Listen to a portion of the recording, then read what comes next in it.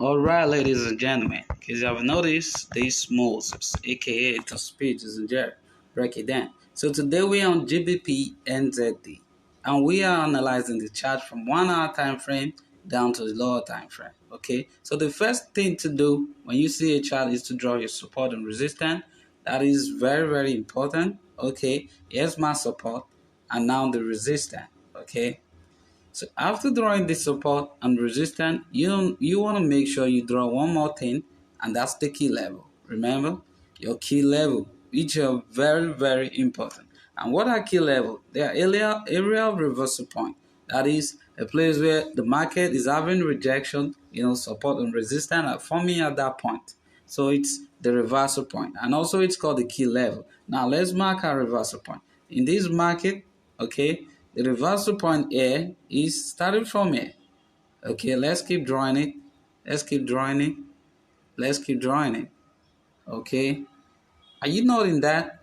So here is my reversal point. Let me zoom in. Okay, I need to zoom in. I'm sorry, hold on a second. Yeah, so that you can see this well. That's why I'm trying to zoom in. You see, can you see that in this market something is happening? Oh, I don't know why my screen is acting like this. Oh, I'm so sorry about that. That's why I like using the system to analyze the chart. When I use phone, those are the kind of stuff that happen. Okay, so let's continue what we're doing. So look at this spot. Look at this spot. You see some weak rejection, rejection.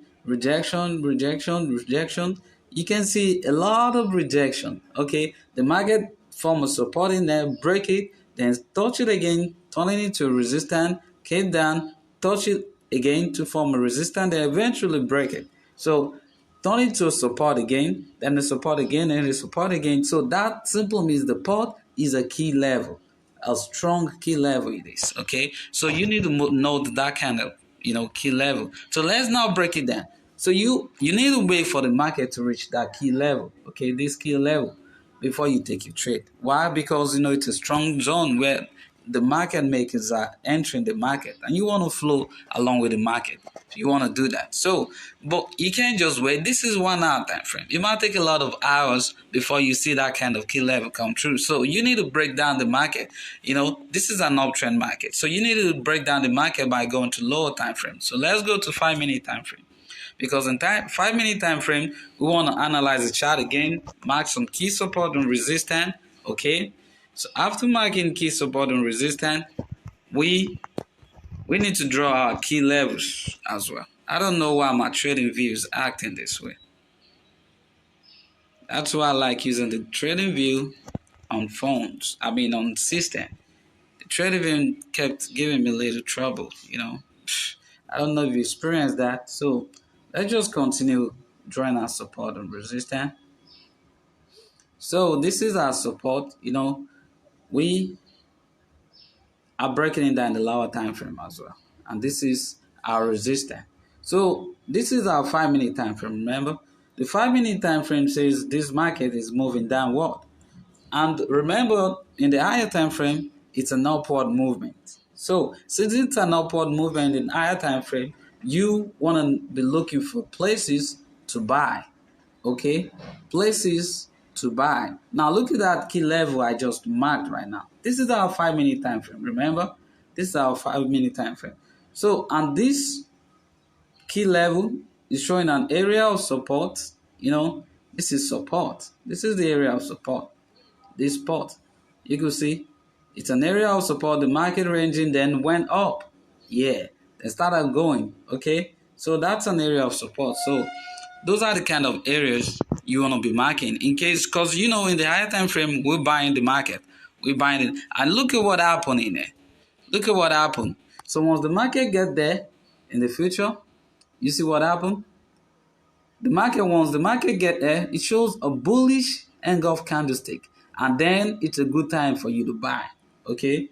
You buy your market. You see the bullish engulf candlestick? You see it there? Look at the bullish engulf here. Yeah. Then the bullish engulf candlestick showed up. And you're gonna you will take your trade, and your stop loss, your TP will be above the spot.